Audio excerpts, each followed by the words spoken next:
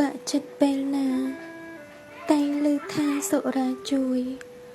កុំដោបំភ្លេចទុកព្រួយដោះទុកមួយរយៈបានតែការគិតមិនដូចចិត្តជាគំនិតក្រាន់គិតស្មានទុកនៅតែជាប់នឹងប្រាណ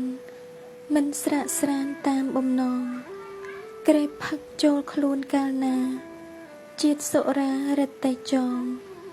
ទុកឲ្យរិតតែសៅមងផ្ទុយបំណងពងប្រាថ្នាធេតុពិតគួរគិតឡើងវិញមិនចំណេញដល់ជនណាដែលតែងតែសេពសុរា